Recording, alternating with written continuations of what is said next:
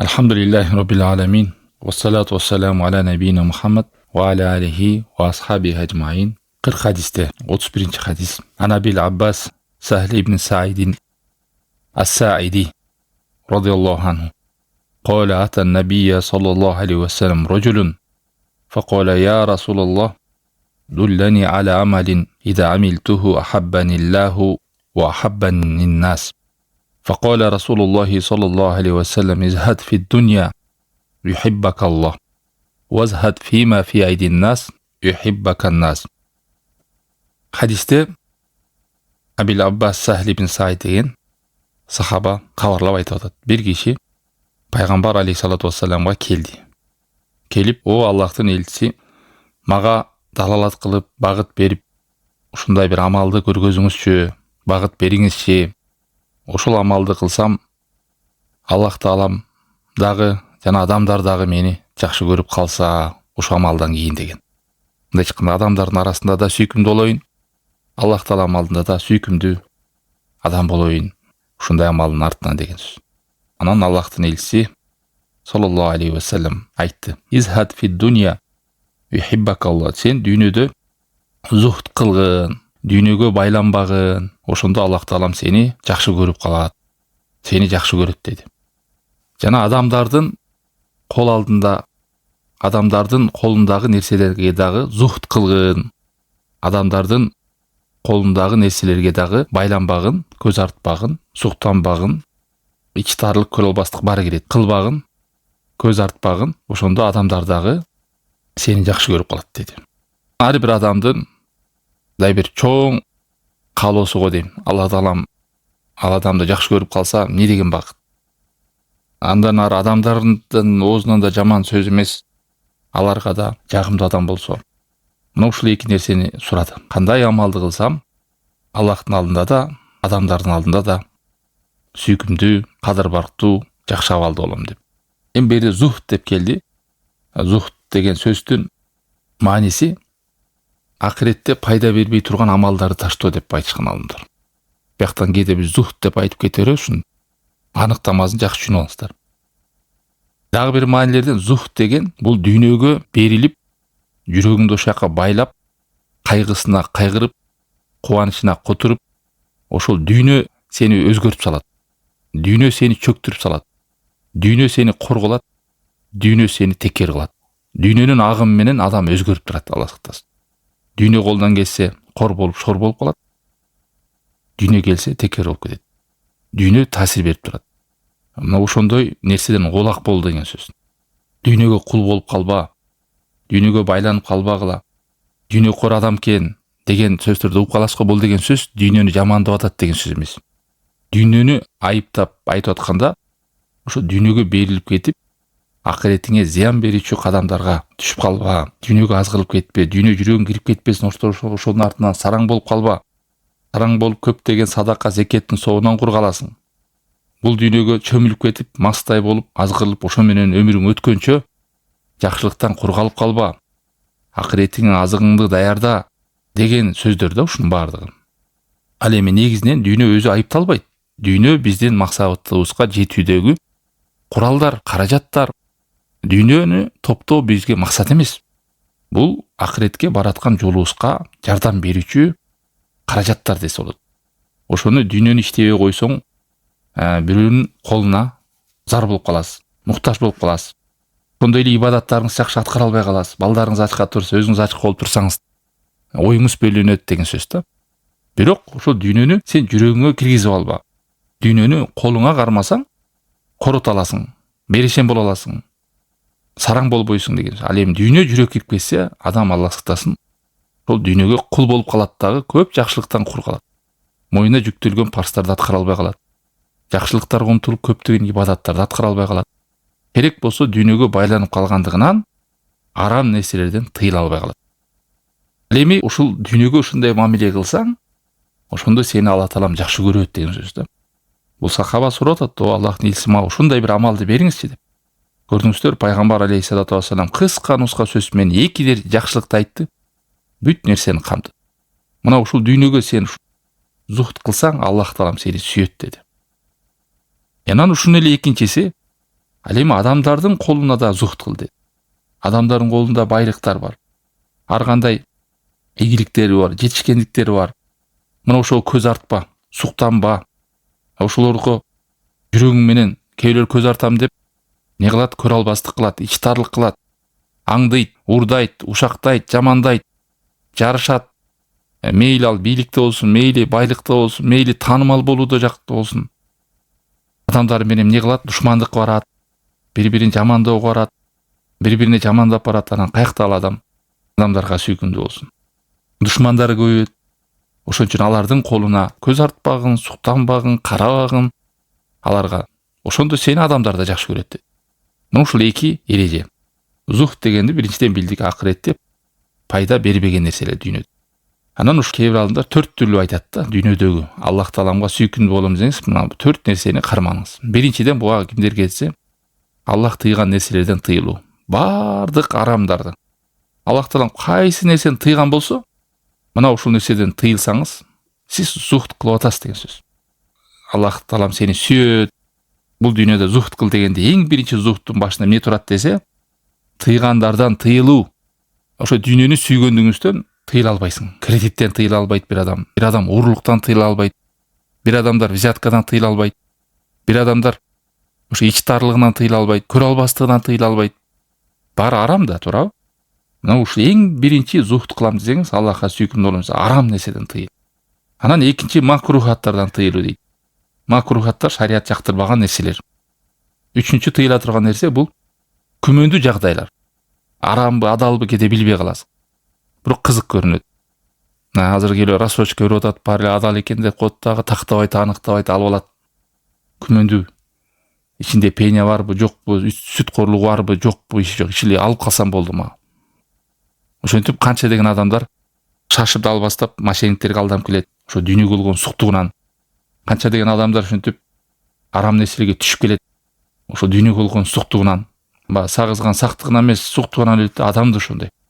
Эгер жүрөгүндө зухтту койбосо, акыретин алдыга койбосо, ушул акыретинде пайда бербейби деген бараткан жагына кам көрүп, ошону таразыга койбосо, бул жакта эч арамбы, адалбы, макрухпу, күмөндүүбү, арам барбы, адалбы айырмасы жок, Алла сактасын. Бул үчүнчү жагдай. Төртүнчү жагдай, Аллах Таалам уруксат берген нерселерден аша чабуу, чектен чыгуу. Мисалы, үй салуу, машина алуу, жакшынакай кийим кийинүү, эс алуу, бүт нерсе уруксатта белгилүү. Анан ушул жерден чек ачат. Бирөө үй салат десе, карызга батып салат. Же болбосо кредитке алып салат. Же болбосо жанагынтип кредитке алып келип туруп, кымбат люстра кереги жок. Жанда шаймандарды коюп алат. Ошентип адам кийимден деле ошол үйдү кооздоодон дагы уруксат берилген нерседен аша чабып, эс алат десе айлап кетип калат каңгып. Негизи адал го деп. Мына ошентип отуруп адам ал нерсе эмнеге аша чабып, чектен чыгуу, адал нерседе, уруксат нерседе адамга көп зыяндарды алып келет. Рамкасынан чыгып кетет да. Мына ушул 4 нерсени адам арамдардан тыйылса, макрухтардан тыйылса, жанагындай күмөндүү жагдайлардан аныгын тактап билмейинче аткарбай турса, анан 4-чү жагдайы ар бир уруксат берилген нерседе чеги менен кылса. Ушул адамды эмне кылат? Зухт кармап атат, зухтта жүрөт деген сөз да. Бул деген Аллах Тааламдын сүйкүмдүү кулу. Сүйлөсө да, кылса да ушул эмне алек болсом ушу менен эмне акыретиме пайда деп тараза коет да. Зухттун негизги майны ушул акыреттеги пайда бербеген иштерден оолак болуу деген сөз. Анда шейхтин сөзүнө айтайын. Бул улуу хадис. Бул хадисти көп алымдар эскерип келет. Бул исламдагы чоң эрежелерде мусулман адам ушул нерсе менен басат. Мына бул киши пайгамбар алейхиссалату вассаламдан келип сурады. Аллахтын алдында жакшы, жана адамдардын алдында сүйкүмдүү болууну учу амалды бер деди. Бул чындыгында эле бактылуулук. Эгер Аллах Таалам сени жакшы көргөн болсо, адамдар сени жакшы көргөн болсо, адамдар эч ким сени жек көрбөсө, Аллах сени жек көрбөсө, эмне деген бул чоң бакыт. Бул жерде далил жатат. Эмне далил? Аллах Таалам адамды жаман көрөт экен, жек көрөт экен, жакшы көрөт экен, сүйөт экен. Кээ бир адамды Аллах Таалам бул дүйнөдө жек көрөт. Кээ бир адамды Аллах Таалам жакшы көрөт. Ошого да далил жатат. Эми зухт, азухт ва тарк. Мындай айтканда зухт деген таштоо деген экен. Эмнени таштоо? дүйнөнү таштоо деген. Бирок таштоо деген дүйнөнү өзүн таштап салуу эмес, дүйнөдөгү ашыкча нерселерди таштоо. Сага пайда бербеген нерселерди таштоо. Мейли рызкыңда болсун, адал нерседе болсун, кайсы нерсе арам болсо таштайсың. Зыян болсо таштайсың. Пайдасы жок болсо таштайсың. Сенин өзүңдү муктаждыгыңа ылайык гана керегиңе жараган абалда жүрөсүң. Жогоруда айткандай. Мындай чыкканда ашыкча нерселер канча деген адамдар тилекке каршы. Ушул нерсе мага керекпи? Ошол бир нерсеге чуркап жылдығын коротот, кийин караса болбогон эле бир иш экен деп айтат да. Курсагы ток, кийими бүтүн, иши бар, жашы да келип калган. Канча деген адамдар бар пайдасыз нерсе менен алек болуп жүрөт. Эми зухту түшүнгөн адам бараткан жагына кам көрөт, кетип аткан жагына эмес. Бирок тилекке каршы Аллах сактасын, жүрөк дүйнөгө кирип кеткенден кийин адамдын жашы өткөн сайын кайра дүйнөгө болгон сүйүүсү да күчөйө берет экен да. Баягы айтат го, көз чекчейип, бели бекчейип, чача агарып калса деле адам дүйнөгө байланып жүрөт. Мусулман адамга жетип атса дүйнөсү, алхамдулилла, жүрөгүндө каниеттүүлүктү, ыраазычылыкты коюу менен дүйнөсүнө умтула берет, бирок дүйнөнү жүрөгүнө киргизе албайт. Мына ошондо Аллах Таала мал адамды сүйөт, адамдарды аны сүйөт. Себеби адамдардын колдоо бар нерселерине көз артпайт, умтулбайт, алар менен жарышпайт, жамандабайт, кызганыч кылбайт. Адамга муктаж болбогон нерселерге башысын, мурдун салбаса, бул сүйкүмдүү иш. Аллах Таала мал адамды жакшы көрө турганына белги. Ошондой эле бул жерде дагы далил, адамдын башына бир жагдай болсо, мындай туурабы, туура эмеспи, кантип ийгиликке жетем дегенде, бир байлардан барып, бир таанымал адамдардан барып, ай сен ушу байга жетип алыпсың, кантип мен мындай болом деп бир акыреттик адамдын, ийгиликтин жолу бир байдан же таанымал адамдан суралбайт. Бул дүйнө же акыреттин ийгиликтин жолу мына Аллах түшүргөн Курандан, пайгамбар алейхиссалату вассаламдын жолунан суралат. Бул адам келип мына пайгамбар алейхиссалату вассаламдан сурады. Эми пайгамбар өтүп кетти, биз кимден сурайбыз? Биз пайгамбардын мураскорлорунан сурайбыз. Мунун мураскорлору кимдер? Аалымдар. Мына ошо аалымдардан биз багыт сурап, канткенде Аллахка жакында алабыз, канткенде жаман иштерден арыла алабыз, канткенде сүйүктүү болобуз. Эмне кеп кеңешиңиз болсо, бул пайгамбарлардын мураскорлору болгон аалымдардан сурашыбыз керек. Сен ошондой эле адамдардын колуна да зухт кыл.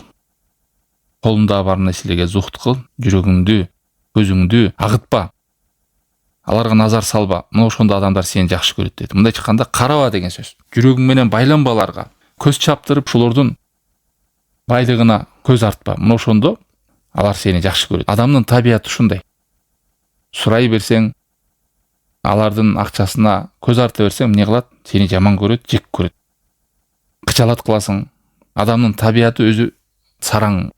Субханалла. Мындан аз адамдар чыгат да. Табиятынан адам түнтүп жана төрлөгөндө да колу мыжыгып келет го, тырышып. Табиятынан адам тырышат, сараң. Ошону иман менен, илим менен, адам акыретке болгон умтулуусу менен жазат. Беришендикке чыгат. Болбосо адам табиятынан сараң. Сараң болгон кекиртегиндеги нерсесин асыла турган болсоң, ошол жагында жарыша турган болсоң, ошол акчасында көз арта турган болсоң, Аллах сактасын, көп байланын үстүнө чыгасың. Адам карсыкка сураса болобу, кызматташса болобу, адамдарда болот. Не дейт? Адамдын өзүнүн муктаждыгына жараша. Кээ бир адамдар эмне кылат? Ошол байлыкты жүйнөдү. Ошолорго кошамат кылып, ошолордун артынан жүрүп, же ошентип отуруп карызга баткандар бар. Артынан кредит алгандар бар. Антип кандай гана кордуктар көрбөйт. Кээ бир адамдар бай болсо деле, мүмкүнчүлүгү бар болсо деле, ошо жүрөгүндө каниет жок, ыраазылык жок, шүгүрү жок болгондуктан жүрөгү кедей да, Кудай сактасын. Анан ошентип башка адамдарга жүрөгү байланып калган. Дүйнөгө кул болуп өтүп калат Аллах. Каяктагы зухт, каяктагы арам нерселер таштоо, каяктагы макруктар таштоо, каяктагы күмөндүү жагдайлар таштоо. Ага ишил акча келсе болду, дүйнөнүн артынан чуркап, акча топтосом болду деген эле нерсе калып калат. Ошон үчүн пейгамбер айтат, сен эч убакта ошо адамдардан муктаждыгың болбосо, ашыкча ушуну сурабай эле кой дейт адам баласын. Эшиги жабылбаган, сурасаң кубанган, сүйүнгөн, сурабасаң ачууланган, сурабай койсоң Аллахтан. Ачууланган Аллахтан сура деген. Адам баласынан сурасаң ачууланат, ал эми Аллахтан сурансаң кубанат. Адамдан сурабай койсоң сени жакшы көрөт, Ал эми Аллах Тааланы сурабай койсоң ачууланат да. Аллах Тааламдан биз ошон үчүн постоянно ибадатыбызда дуа кылып туруш керек. Билесиздер жанагы дуаны. Аллахумма икфини би халаликан харамник вагнини би фадлика ман сивак. Ушул дуаны да көп айтыңыздар. Аллахым арам нерседен мени оолак кыл, адал нерсең менен мага жетиштүү кыл. Өзүңдөн башка эч кимге муктаж кылдыра көрбө мени деп. Мына ушул эреже. Ида кунта туридул амал аллази. Ушундай бир амал кылып, ошол амалдын артынан Аллахты сени жакшы көрүшүн кааласаң, адамдар сени жакшы көрөтүн кааласаң, анда дүйнөдө адамдардын колунун астында зухт кыл деген. Ошондо адамдар да сени жакшы көрөт, Аллах Таалам да сени жакшы көрөт. Шейх сөзү бүттү ушул жерде. Анан бул хадиске тиешелүү айрым маселелер, пайдаларды эскерип кетейин. Биринчиден, биз зухтты түшүндүк, акыретте пайда бербей турган амал иштедик. Зухт өз жакшы экен. Зухт боюнча алымдар китеп жазган. Ибн Мубарактын китеби бар, Имам Ахмадтын китеби бар. Зухт деп атай ушул темада китеп жазышкан. Элестеткиле ушунун артыкчылыгы. Муну түшүнбөгөн адам жанатып дүйнөгө, байлыкка, таанымал болууга, адамдардын алдында кор болууга түшүп кетет Кудай. Аллахка кул болбой эле дүйнөгө кул болуп өтүп кетет өмүр бою. Анан өлгөндө гана түшүнөт кул экен. Мына алымдар ушул нерсени эске алып, карапайым калкка насыха болсун, багыт болсун деп зухт деген темада китептер жазган. Не бир асарлар бар бул темада. Себеби бул чоң эреже да Аллахтын алдында сүйкүмдүү болом. Эгер муну кылбасаң, сен сүйкүмдүү болбойсуң деген сөз. Сен каякта сүйкүмдүү болосуң? Дүйнөгө кул болуп атсаң, Аллахка кул болбой эле. Анан ошон үчүн китептер жазып кеткен. Биринчиден, чыныгы зухт дегенде көп адамдар мынтип түшүндүрүп алат. Тоого кетип кал, дүйнөнү таштап сал деп.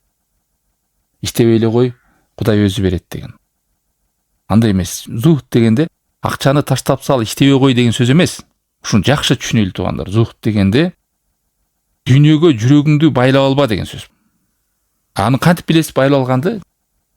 Жанагы эреже менен, ошону менен кайгырасыз. Мисалы, акчасы кетип калса, болду, тоозу түшүп кеткендей, асманы түшүп кеткендей, ал адам өзүн таштап салат. Стресс, депрессия. Акча менен анын бактысы таразаланат. Акчасы көбөйүп кетсе, керек болсо ибадаттан да жалкоолонуп, кыргыз айтып коет, көзүм май басыптыр деп. Ал адам наоборот илимге умтулуп, ибадат кылып, умтулуп, акыретине умтулган ордуна эмне кылат? Дагы дүйнөгө баш менен кирип кетет. Ушундай абалдар менен, сыпаттар менен адамды билсеңиз болот. Бул сен Аллахка сүйкүмдүү боло турган кадамдарда эмессиң сен. Ушулар менен билдик. Аллах Таалам Куранда айтат: "Ликайла таасау аля ма фатакум ва ла тафраху бима атакум." Өтүп кеткен нерселерге кайгыга түшпөгүлө дейт. Түшпөшүң үчүн силерге тагдыр жазылды дейт. Ал эми башыңара келген бакыт үчүн кубанып кутуруп кетпегиле дейт. Зухтта жүргөн, дүйнөгө байланбаган адам байлык келгенде дагы өзгөрүп кетпейт. Анан байлыктан ажырап калса дагы, себеби анын жүрөгү дүйнөгө байланган эмес. Ошон үчүн Хасан ал-Басри айткан, дүйнөгө зухт деген бул өткөнүң өкүнүп, кайгыга түшүп, депрессия болбойсуң. Дүйнөгө келип аткан нерсеге азгырылып, ошон менен кубанып, алагды болуп кетип калбайсың деген сөз. Мына ушул нерседе өзүбүздүн напсыбызды тарбиялаш керек.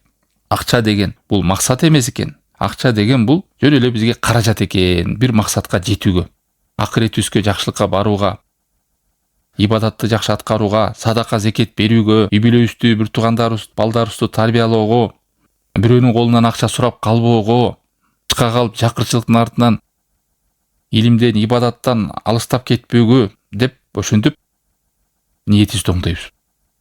Жөн эле бир каражат катары, зарылдык катары колдонобуз. Экинчи бул хадиске тиешелүү нерсе. Мусулман адамдын жашоодогу негиз эртең менен тургандан баштап кечке чейин ойлонгон бир мүдөөсү, санаасы эмне болуш керек? Канткенде мен Аллах Тааламга сүйкүмдүү кул болом. Канткенде мен Аллах Таалам жакшы көрөт. Канткенде мен Аллах Тааламдын ыраазылыгына жетем деген нерсе көздүн карегиндей тараза болуш керек. Кээ бир адамдар эртең менен турганда канткенде мен көп акча табам, канткенде бай болом деген нерсе болсо, ушу мусулман адам болсо, Аллахтын алдында сүйкүмдүү болууну ушундай көздүн карегиндей сакташ керек. Мына ошондо жанагы зухтта мамилелерди кылат. Арамдан оолак болот, күмөндүү жагдайлардан оолак болот, макрухтардан оолак болот. Жашоодо акыретине зыян бере турган нерселерден оолак болот. Мына ошондо Аллах Тааламдын сүйкүмдүү кулуна айланат. Тауба сүрөсүнүн 4-аятында дейт Алла Таалам: "Аллаху юхиббул муттакин". Сактанган адамдарды, таква адамдарды Алла Таалам сүйөт деген. Мына ошондо Алла Таалам сени сүйөт. Суфиян Сауринин сөзү бар: "Зухд деген бул дүйнөдө ибадаттын башы" деген. Себеби дегенде дүйнөгө болгон сүйүүң кирип кетсе, Аллахтын Куранына, Пайгамбар алейхиссалату вассалам хадисине, акыретке сүйүү болбойт. Дүйнөгө болгон сүйүү кирип кете турган болсо, аны зарылдык катары колдонбостон, максат катары колдонуп алса, ошону максат кылган болсо. Ошондуктан биз нафсибизди эмне кылыш керек? Аллах Тааламдын ыраазылыгын табууга, Аллах Тааламдын алдында сүйкүмдүү болууга өзүбүздү тарбиялаш керек. Жалгыз калганда да, ырыскы табууда да арамдан оолак болуу.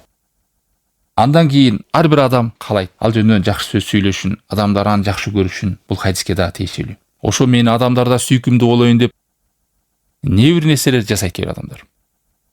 Аны муну айтып кылып берет, мындай кылып берет, тигиндей деп адамдарга максаты эптеп барып, не сүйкүмдүү болоюн, ошолорго жакшы көрүнөйүн деген адамдардын табиятында нерсе бул. Жаман сүйлөсө кайгырат, жакшы сүйлөсө кубанат дегендей.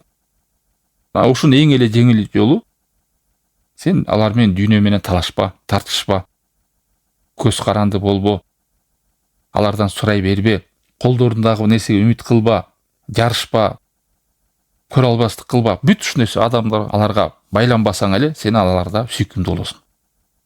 Аллах менен чектел деген сөз.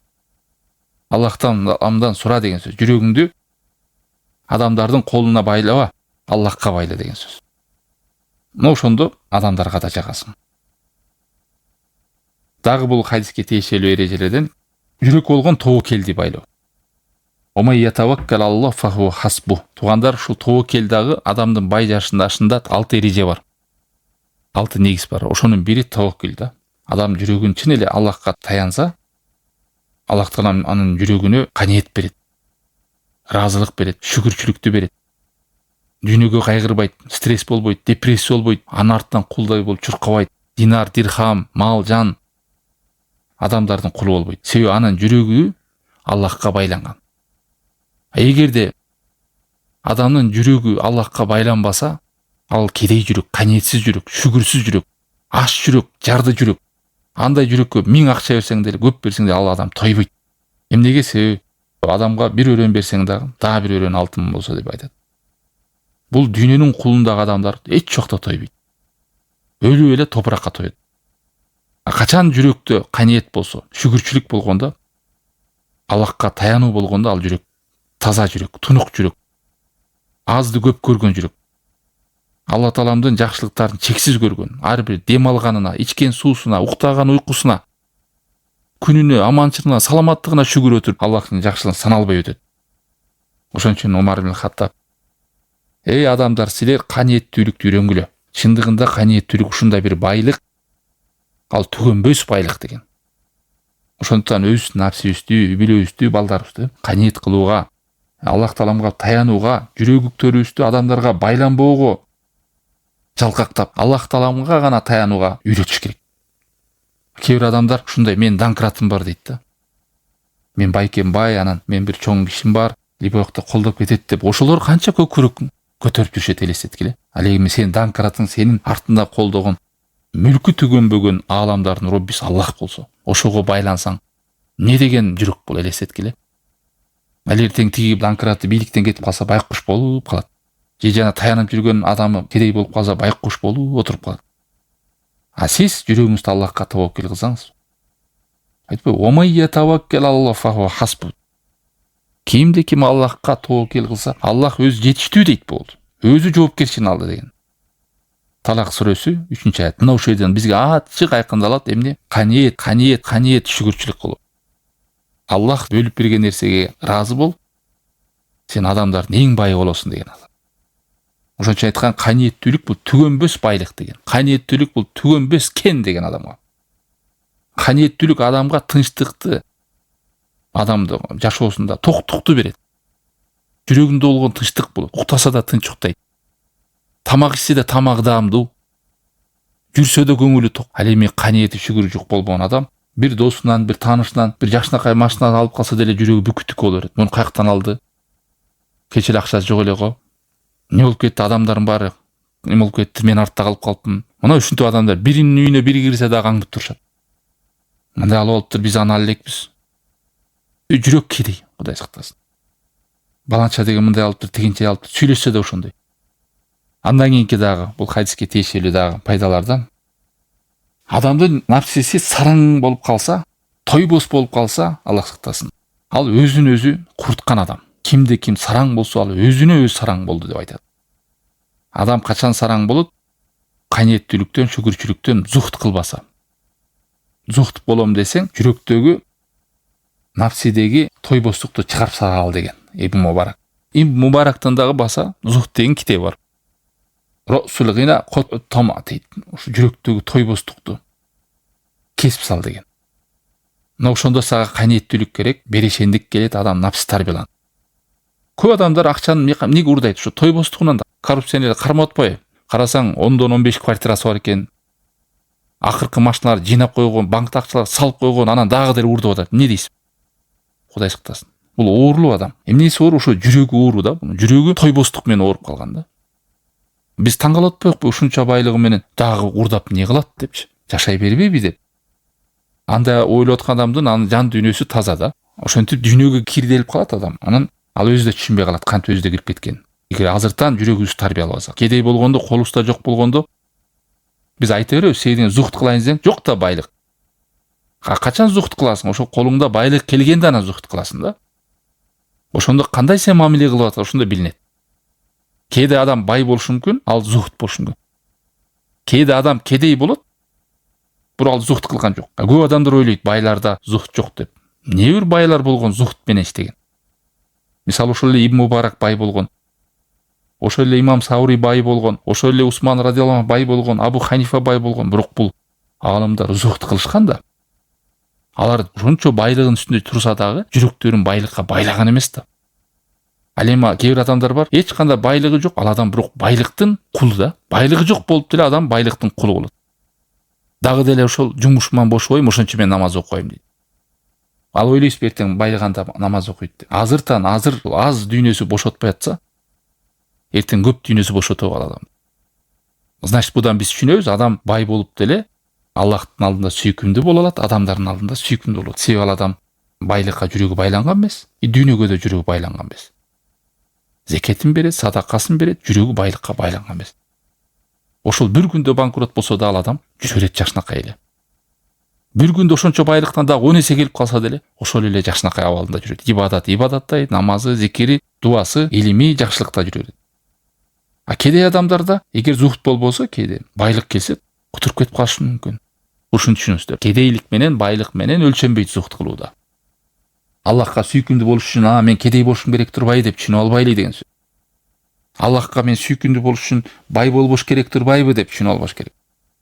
Жүрөктө болгон каниеттүүлүк ушул нерсеге эмне алып келет? Адам дайыма ойлош керек, бул дүйнө өтүп кете турган бир жол, туруктуу болуп кала турган мекен эмес бул жагдай.